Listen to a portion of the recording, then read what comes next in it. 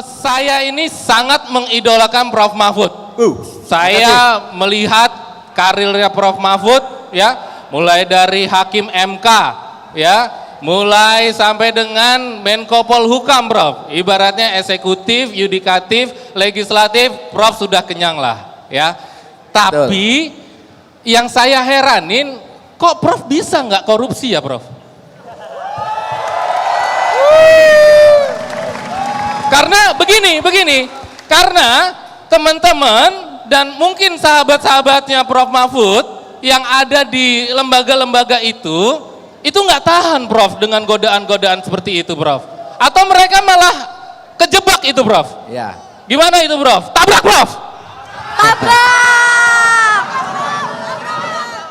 Gini ya, orang itu biasanya untuk melakukan korupsi atau tidak korupsi itu yang ditakuti adalah hukuman.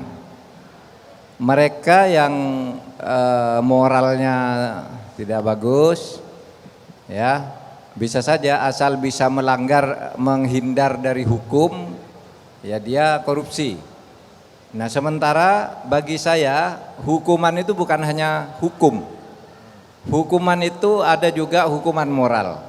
Maka di dalam ilmu hukum itu ada istilah hukuman heteronom.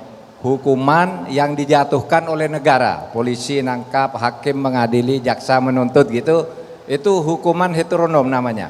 Tapi setiap orang tuh punya hukuman otonom, yaitu kalau berbuat salah meskipun tidak ketahuan oleh hukum, dia merasa takut, merasa berdosa. Dan hukuman yang sifatnya otonom itu banyak sekali terjadi. Misalnya apa? Orang merasa dikucilkan karena dia merasa bersalah gitu, sudah pernah bersalah tidak ketahuan tapi temannya tahu, dia menjadi malu, terkucil. Kan banyak yang begitu. Ada yang kemudian, maaf kalau di Jawa tuh ada namanya hukum karma. Dia hebat tapi misalnya istrinya lari, anaknya sakit-sakitan, anaknya terjebak narkoba, keluarganya katanya nih kalau dihukum karma ditabrak mobil dan sebagainya itu. Meskipun tidak semua itu lalu merupakan hukuman ya, tapi di dalam pikiran tentang hukum karma itu, hukuman kalau orang tidak bisa ditangkap, tidak ditangkap oleh hukum yang resmi pengadilan, tapi hukuman batin yang namanya hukuman otonom, rasa berdosa, menyesal, takut dan sebagainya itu, ya dia pedoman nih, lebih baik saya tidak berbuat itu. Nah, itulah sebabnya saya kalau mau nih dapat uang banyak loh. Waktu jadi hakim MK, tuh kalau orang berperkara mau bayar kepada saya 2 miliar, 3 miliar satu perkara itu gampang. Gampang. Itu, Prof. Banyak yang datang mau ngasih, mau apa. Tidak tergoda, Prof. Enggak, karena saya takut. Kita tepuk tangan dulu.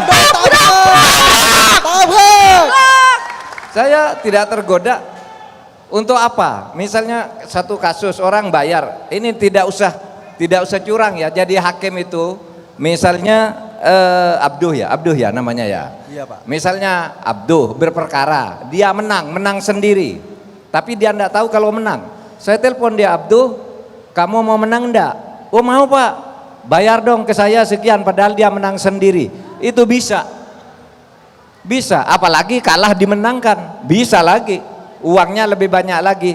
Tapi saya tidak pernah tergoda dengan itu karena saya takut pada hukuman otonom itu tadi. Meskipun saya Tabrak! Mungkin ada yang